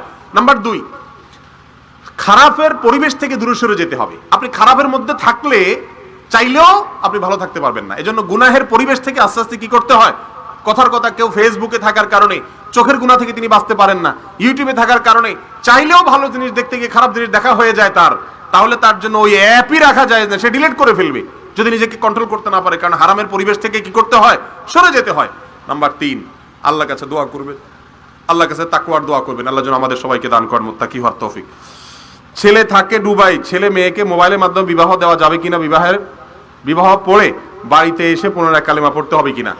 মোবাইলে ভিডিও কলের মাধ্যমে বিবাহ জায়েজ আছে, 2 পক্ষ সাক্ষীরা কি থাকলে। তবে এক্ষেত্রে সবচেয়ে নিরাপদ পদ্ধতি হলো তাওকিল, অর্থাৎ উকিল, প্রতিনিধি বানানো। সেটা সিস্টেম হলো, ছেলে দুবাই থেকে ফোনে বাপকে বলবে, ভাইকে বলবে, কোনো একজনকে বলবে, অমুকের মেয়ে অমুককে আমার সাথে এত টাকা মহারণা 2 জন সাক্ষীর সামনে আপনি বিবাহের প্রস্তাব আমার পক্ষ থেকে দেন অথবা কবুল করেন। এই কথাটা বিদেশ থেকে ওই ছেলে বলে দিবে 2 জন সাক্ষীর সামনে। এখানে তার সে প্রতিনিধি, বাপ, ভাই বা বন্ধু, যে কোনো একজন 2 জন সাক্ষীর সামনে বিবাহের প্রস্তাব দিবে, তার পক্ষ থেকে বলবে যে অমুক আমাকে দায়িত্ব দিছে, তার প্রতিনিধি হিসাবে তার পক্ষ থেকে আমি প্রস্তাব দিচ্ছি, অথবা প্রস্তাব দিচ্ছেন আপনারা, সেটা তার পক্ষ থেকে আমি কবুল করতেছি। এরকম করলে বিয়ে হয়ে যাবে এবং এটা নতুন করে আর পড়ানোর দরকার নাই। কথা কি বুঝাতে পারছি? এরপরে প্রশ্ন, ঘুষ দেওয়া নেওয়া সমান অপরাধ, কিন্তু বর্তমান সময়ে সরকারি চাকরির ক্ষেত্রে ঘুষ ছাড়া চাকরি হয় না, এক্ষেত্রে আমাদের করণীয় কি? এটা আমরা আলোচনায় বলেছি। যদি ঘুষ ছাড়া চাকরি না হয়, নিরুপায় হলে যে কোনো চাকরি হচ্ছে না, তাহলে বেচারা ঘুষ দিয়ে চাকরি নিলে তার গুনাহ হবে না। কিন্তু যে ঘুষখোর, ওর কোনো রক্ষা নাই। ফজরের সুন্নাত নামাজ পড়ার পর কোরআন তেলাওয়াত এবং তাসবিহ পড়া যাবে কিনা? যাবে, কোনো অসুবিধা নেই। ফজরের সুন্নাত পড়ার পর ফজরের জামাতে দেরি আছে, আপনি বসে জিকির আজকার তাসবিহ তেলাওয়াত করতে পারেন, কোনো অসুবিধা নেই। একজন স্ত্রী 1 বছর পূর্বে তালাক হয়েছে এবং অন্য কোথাও বিবাহ হয় নাই, সে এখন পূর্বের স্বামীর সঙ্গে বিবাহ বন্ধনে আবদ্ধ হয়ে ঘর সংসার করতে চায়, এ ব্যাপারে পবিত্র কোরআন হাদিসের আলোকে করণীয় কি? ওই যে বলেছি, তালাক যদি কয়টা হয়ে থাকে, 1 অথবা 2, তাহলে 1 বছর পরেও যদি হয়, এখন নতুন করে আগ্রহ করলে, বিয়ে করলেই হয়ে যাবে, সংসার করতে পারবে। কিন্তু তালাক যদি 3টা হয়ে থাকে, তাহলে শেষ, আর সুযোগ নেই। নামাজ পড়ি কিন্তু নামাজে মন বসে না, এখন আমার করণীয় কি? নামাজে মন বসার জন্য শেখ আব্দুল আজিজ বিন আব্দুল্লাহ বিন বাজ রাহিমাহুল্লাহ, সৌদি আরবের সাবেক গ্র্যান্ড মুফতি, তার একটা লেখা আছে সালাতে মনোযোগ সৃষ্টির 33টা উপায়। এটা আমি বাংলায় অনুবাদ করছি, দৈনিক সময়কাল পত্রিকা সহ বিভিন্ন পত্রিকা ছাপছে, আরো 10 বছর 12 বছর আগের কথা। অনলাইনে এখনো সার্চ দিলে এই লেখা পেয়ে যাবেন। সেই উপায়গুলো অবলম্বন করবেন। সংক্ষেপে শুধু বলি, নামাজে মনোযোগ সৃষ্টির জন্য এই যুগে নামাজের অনেক আগে থেকে মোবাইল টোবাইল সব বন্ধ করে দূরে সরে রাখবেন, এটা নামাজে মনোযোগ নষ্ট করার বড় কারণ। নাম্বার 2, সালাতের মধ্যে কি পড়ছেন সেগুলো বোঝার চেষ্টা করবেন, বুঝে বুঝে পড়বেন, তাহলে দেখবেন ইনশাআল্লাহ মনোযোগ আসবে। নাম্বার 3, সালাতের রকনগুলোকে ধীরে ধীরে আদায় করবেন, দেখবেন অটোমেটিক মনোযোগ আসবে ইনশাআল্লাহ। হুলস্থুল করলে মনোযোগ আসবে না। শরীরের অঙ্গ প্রত্যঙ্গ দেখা যায় এমন বোরকা পরা যাবে কিনা? না, এমন বোরকা পরা আর না পরা সমান। রুব্বা কাসিয়াতিন ফিদ দুনিয়া আরিয়াতুন আখিরা, রাসূল আকরাম সাল্লাল্লাহু আলাইহি সাল্লাম বলেছেন, অনেক মহিলা আছে এমন পোশাক পরে যেটা পরা না পরা সমান। আজকাল মহিলা না পুরুষেরও এমন জামা আছে পরলে শরীর দেখা যায়, ওই জামা পরা না পরা কোনো অসুবিধা, কোনো বেশ কম নাই। যে সমস্ত মা বোনরা বোরকা পরে শরীরের অঙ্গ প্রত্যঙ্গ বোঝা যায় টাইট ফিট অথবা পাতলা, সেগুলো পরা আর উলঙ্গ থাকার ভিতরে খুব বেশি একটা বেশ কম নাই। নামাজে কতটুকু আগে দিয়ে যাওয়া যাবে? নামাজের একেবারে সামনে দিয়ে যাওয়া জায়েজ নাই। নামাজি ব্যক্তির নজরে পড়ে না এতটা দূরে দিয়ে আগা হাঁটা চলা করা অসুবিধা নাই, যাতে করে তার মনোযোগ নষ্ট না হয়। আমার দুই ভাই আছে কিন্তু তারা পড়াশোনা খরচ দেয় না, এখন বাবার সম্মতিতে বাবার জমি বিক্রি করে কি পড়াশোনা করা যাবে? বাবা যদি তার জমি বিক্রি করে ছেলেকে পড়াশোনা করাতে চায় করা যাবে, কোনো অসুবিধা নাই। আউয়াল ওয়াক্তে সালাত আদায় করে পরবর্তীতে জামাত অনুষ্ঠিত হলে আবার মসজিদে জামাতে নামাজ পড়তে হবে কিনা? আউয়াল ওয়াক্তে নামাজ পড়ার চাইতে মসজিদে জামাতে পড়ার গুরুত্ব অনেক বেশি, ভালো করে বুঝেন। আউয়াল ওয়াক্তে নামাজ পড়া সওয়াবের কাজ, নফল, কিন্তু মসজিদে জামাতের সাথে আদায় করার গুরুত্ব তার চাইতে অনেক বেশি। আজকাল অনেক ভাই বলে যে মসজিদে জামাত একটু দেরিতে হবে, আমি আউয়াল ওয়াক্তে পড়বো। আরে ভাই, আউয়াল ওয়াক্তে নামাজ পড়া একেবারে ওয়াক্ত হওয়ার সঙ্গে সঙ্গে দেরি করে না করে সালাত আদায় করা উত্তম। আইয়ুল আমালে আফজাল জিজ্ঞেস করা হয়েছে রাসূলুল্লাহ কোন আমল উত্তম? তিনি বলেছেন আসসালাতু লিআওয়ালি ওয়াক্তিহা, আউয়াল ওয়াক্তে নামাজ পড়া ভালো, ভালো কথা। কিন্তু এই ভালোর যে মাপ, জামাতের সাথে মসজিদে সালাত আদায়ের গুরুত্ব তার চাইতে অনেক বেশি। মুনাফিক বলা হয়েছে যে মসজিদে জামাতে হাজির হয় না, তাহলে আপনি ওইটা বেশি গুরুত্বপূর্ণ, সেটাকে ছেড়ে দিয়ে আউয়াল ওয়াক্তে বাসায় একা নামাজ পড়ার অধিকার। হ্যাঁ, যদি এত বেশি দেরি করে ওয়াক্ত শেষ হয়ে যাওয়ার উপক্রম হয় তাহলে ভিন্ন কথা। এক একজন মুসলমান ব্যক্তি কি কি কারণে মুসলমান থেকে খারিজ হয়, মুসলিম থেকে খারিজ হয়? ইসলাম ঈমান ভঙ্গের 10টা কারণ আছে, মৌলিকভাবে 3টা কারণ, সেটাকে ব্যাখ্যা করে 10টা কারণ বলা হয়েছে। বড় শিরিক, বড় কুফর, বড় মুনাফিকি। এই নিয়ে আমাদের বিরাট বক্তব্য আছে ইউটিউবে, ফেসবুকে, শুনে নিয়েন, বিস্তারিত বলার সুযোগ নেই। আমি একজন জনপ্রতিনিধি, আমি মুসলিম, কিন্তু চরমপন্থীরা আমাকে কাফের বলে, মৌলবাদীরা বলে কাফের। এ বিষয়ে আপনার মতামত কি? ভাইরা আমার, কেউ কাউকে কাফের বলা এটা তখনই সম্ভব যে খুব বড় মাপের পণ্ডিত আলেম বুঝে শুনে বলে, আর আরেকটা হলো যে কাফের বলার পরিণতি কি না জেনে, এটা যে বুঝে না সে আনাড়ি ব্যক্তি আরেকজনকে কি বলতে পারে, না জেনে কাফের বলতে পারে। নবী সাল্লাল্লাহু আলাইহি সাল্লাম বলেছেন, কোন ব্যক্তিকে যদি কেউ কাফের বলে আর সে যদি কাফের না হয়, তাহলে যে বলে সেই কি হয়? কাফের। বুখারীর হাদিস। এই জন্য ওই যে বললাম, অন্যের বিরুদ্ধে এখন যত সব ফতোয়া সব অন্যের বিরুদ্ধে। আরে ভাই, তোমার কোন কথা ঈমান আছে না নাই, তুমি সেই চরকায় তেল দাও, এটার খবর নাই কে কাফের কে মুনাফিক। শুধু কাল সারা দুনিয়া মানুষের খোঁচায় বেড়াচ্ছে। কিয়ামতের দিনে ভয়াবহতা যদি জানতো, নিজের চরকায় তেলটা আগে দিত। স্বামী যদি রাগবশত স্ত্রীকে তালাক দেয় তাহলে ইসলামের বিধান কি? একটু আগে বলেছি। পরবর্তীতে যদি স্বামী তার স্ত্রীকে নিতে চায়, সেক্ষেত্রে ইসলামের বিধান কি? নেওয়ার মতো তালাক দিলে নেওয়া যাবে, আর যদি নেওয়ার মতো তালাক না দেয়, পৃথিবীর সব মৌলবী একসাথে ফতোয়া দিলেও নেওয়া যাবে না। মহারানা সত্য পূরণ না হলে কি হবে? মহারানা আদায় না করে স্ত্রীর সাথে মেলামেশা করা জায়েজ আছে কিনা? খুব গুরুত্বপূর্ণ প্রশ্ন। মহারানা আদায় করা উচিত, কিন্তু যদি কোনো কারণে মহারানা আদায় না করেন আপনি, তাহলে স্ত্রীর সাথে মেলামেশা করা যাবে না এমন কোনো কথা নাই। আমাদের দেশে অনেকে বলে মহারানা আদায় না করে যদি স্ত্রীর সাথে মিলন করে তাহলে সেক্ষেত্রে জেনা হবে। এটা ফালতু কথা বা মন গড়া কথা। পৃথিবীর কোনো আলেমের এর মত নাই, এটা মন গড়া কথাবার্তা। তবে হ্যাঁ, এখানে একটা জটিলতা হলো, মহিলারা মাসালা জানে না। আমাদের মহিলারা যদি জানতো ইসলাম তাদেরকে কি সুযোগ দিছে, তাহলে পুরুষগুলারে নাকে রশি লাগা লাগা ঝুলাইতো একটা একটা করে। বুঝতে পারছেন? বাসর রাতে কোনো মেয়ে যদি চায় যে চান্দু মহারানা যা ধরছ সব ফালাও, এরপরে সামনে আগাও, এই অধিকার ইসলাম মেয়েদেরকে দিছে। যদি বলে যে চান্দু 1 টাকা বাকি থাকতে সামনে আগাইতে পারবে না, জায়গায় বসে থাকো, তাহলে কিন্তু সে অধিকার ইসলাম তাকে দিছে। এখন মুশকিল হলো, আমাদের মেয়েরাও বেকুব আর পুরুষগুলো সব টাউট। মেয়েরা বলে যে ছেলেরা বলে যে দেখো এখন মহত্ব ধরছে মুরব্বীরা 10 লাখ 20 লাখ, আমি তো ফকিন্নির ভূত, তুমি তো জানো কোত্থেকে এত টাকা দেবো, তো আমি বিদেশিদের যাবো, ব্যবসা বাণিজ্য করবো, কত 10 লাখ তোমাকে দেবো আল্লাহর রহমতে। এসব চাপাবাজি করে বাটপারি। আর মেয়েও আরেক ব্যাককল, সে বলে যে আরে কি যে বলেন না আপনি, কি করবো আপনার সব টাকা পয়সা দিয়া, কি করবো এগুলো দিয়া, আমি আপনাকে পাইলেই তো হবে, দুধ রাখেন আপনার টাকা লাগবে না, এগুলো আমি মাফ করে দিচ্ছি। তাহলে পুরুষগুলা টাউট আর মহিলাগুলা বেকুব, বেশিরভাগ, সবাই না। শেয়ানা মহিলা হলে, এই জন্য মহিলা মানুষের মেয়ে বিয়ে করলে খবর আছে, এরা মাসলা মাসাল জানে ভালো করে, টাঙ্গাবে ভালো করে, বলবো যে চান্দো মহারণা দিয়া তারপর সামনে কথা কও, বাসর রাতে যদি বউর কাছে মাপি চাওয়া লাগে, তোমার মতো বেহায়ারে বিয়ে করতে বলছে কি? তুমি যা রোজা রাখতা, রাসূল বলছেন যার বিয়ের ক্ষমতা নাই, পয়সা নেই, সে রোজা রাখবে। তুমি রোজা রাখবা, সিয়াম রাখবা, তুমি কেন বিয়ে করতে আসছো? বিয়ে জান করতে আসছো, মহারণা দাও, চান্দ দিতে পারবা 1 লাখ, 10 লাখ। এই অনাচার আমাদের সমাজ থেকে দূর করতে হবে। আল্লাহ আমাদের বুঝার তৌফিক দান করুন। তবে তাই বলে প্রথমবার যদি স্ত্রী চান্স দিয়ে দেয়, ঠিক আছে, আচ্ছা ওকে দিও, তুমি ছাড় যদি দেয়, তাহলে পরে আবার স্ত্রী সকাল বিকাল জামাইকে হাইকোর্ট দেখাইতে পারবে না। দেখেন আবার মহিলারা আবার চান্স প্রতিদিন সকাল বিকাল নিয়েন না, এই সুযোগ নাই। কিন্তু নামাজের পর পরে মাথায় হাত দেওয়া এবং ফরজ নামাজের পর 19 বার বিসমিল্লাহ বলা হাদিস দ্বারা কতটুকু প্রমাণিত? হাদিসে নামাজের পরে মাথায় হাত দেওয়া বা 19 বার বিসমিল্লাহ বলার কোনো কথা বর্ণিত হয় নাই।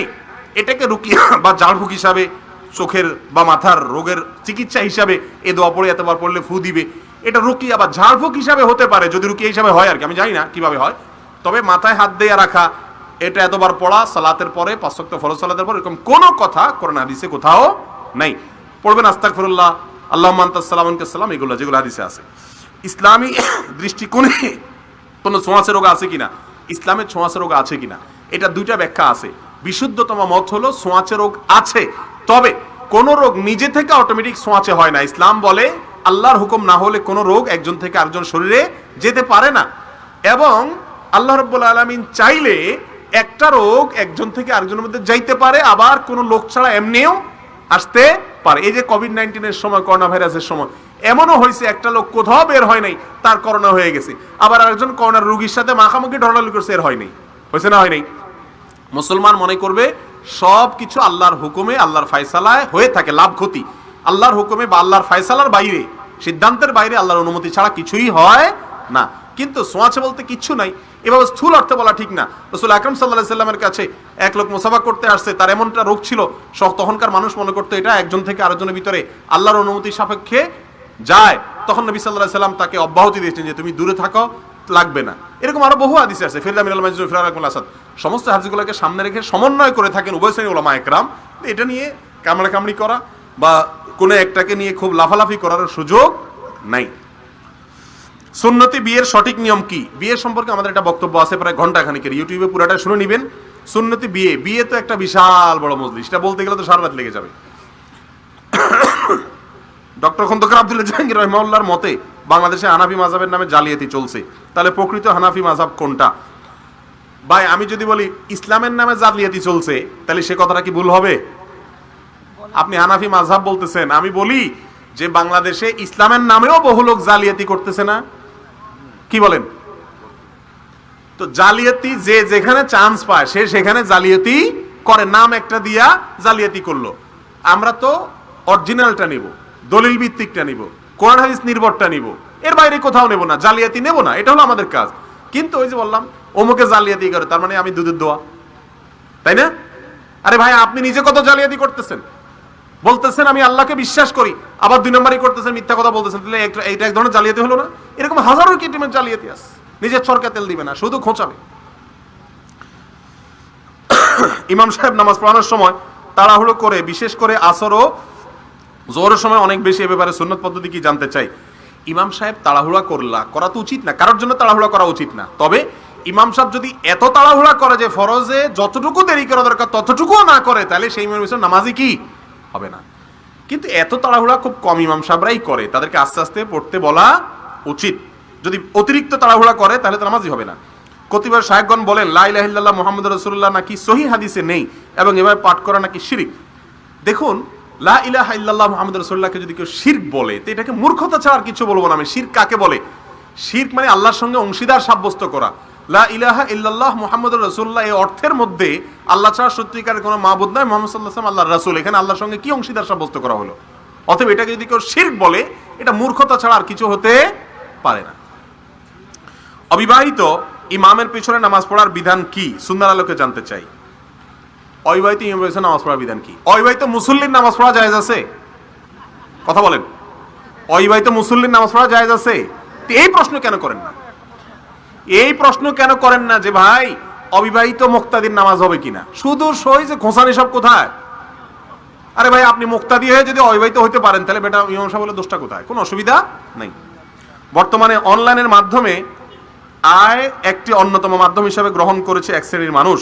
এই অনলাইন অর্থাৎ ইউটিউবের মাধ্যমে বিভিন্ন ভিডিও ধারণ বিজ্ঞাপন ইত্যাদির মাধ্যমে টাকা ইনকাম করা জায়েজ কিনা? এই যে ক্যামেরা আলাদেরকে দোষে প্রশ্ন করে অ্যাডসেন্স করে ইনকাম করা জায়েজ নাই ভাই, হারাম অ্যাড আসে, হারাম অ্যাড আসে। এখন এই আল্লাহর বান্দাদের কয়জন আল্লাহর জন্য করে আর কয়জন ডলার কামানোর জন্য করে সেটা একমাত্র আল্লাহই ভালো জানে, এটা জায়েজ নাই। তবে ইউটিউব এখন নতুন নিয়ম আনতেছে, চাইলেও না চাইলেও সর্বাবস্থা তারা অ্যাড দিবে। এরকম যদি বাধ্যতামূলক করে দেয় তখন হয়তো আর নিরুপায় হিসাবে জায়েজের রাস্তা থাকতে পারে। সরকারি চাকরিজীবীদের একটা সুযোগ দিয়েছে সরকার, বেতনের উপরে লোন করে বাড়ি করা, লোন তুলে বাড়ি করা জায়েজ আছে কিনা? শুধু লোন নিয়ে বাড়ি করা জায়েজ নেই, সুদ ছাড়া যদি নিতে পারেন জায়েজ আছে। কিভাবে দেয় সরকার আমি জানি না। সৌদি আরবে নাকি সরকার অনুমোদিত নাইট ক্লাব আছে, এই নাইট ক্লাব সম্পর্কে জানতে চাই, আরো জানতে চাই শরীয়তে নাইট ক্লাব বৈধ কিনা। নাইট ক্লাবে যে সমস্ত অপকর্ম হয়ে থাকে সেগুলো হারাম হওয়ার ব্যাপারে কোন মুসলমানের কোনো সন্দেহ থাকতে পারে না। সৌদি সরকার কেন, আরো কেউ যদি এসে সারা দুনিয়ার সমস্ত সরকার মিলায় যদি কোনো হারাম কাজ করে সেটা কখনো হালাল হয়ে যাবে না।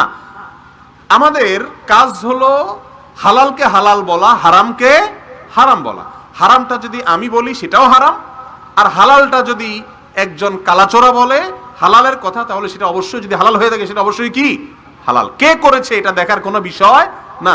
সৌদি সরকার করলে সেটা দুধের ধোয়া, আর ওটা আমাদের একেবারে নমনম করতে হবে এমন কোনো কথা নাই। অন্যায় যেটা সেটাকে আমরা অবশ্যই কি বলবো, যেই করুক অন্যায় বলবো। তবে এই যে সরকারকে মানে সব আলটিমেটলি ঘুরে ফিরে সব প্রশ্নের মানে কি খোঁচা খোঁচা। আমি তো বলি এগুলা প্রশ্ন না, এগুলা সব আলপিন আলপিন আলপিন। আমার হাতে অনেকগুলো আলপিন ধরা দিয়েছেন, ওনারা এক খোঁচা দেন, ওনারা এক খোঁচা দেন, ওনারা একটা খোঁচা দেন। একটা লোক আল্লাহ মাফ করুক শতকরা 5% প্রশ্ন এমন আছে বলে আমার সন্দেহ নাই যে প্রশ্ন লোকটা নিজে আসলে জানার জন্য করছে, ঠিক না বে ঠিক? সব মানুষে জানাইতে আসছে, মানে ওনার নিজের আর কিছু জানার দরকার নেই।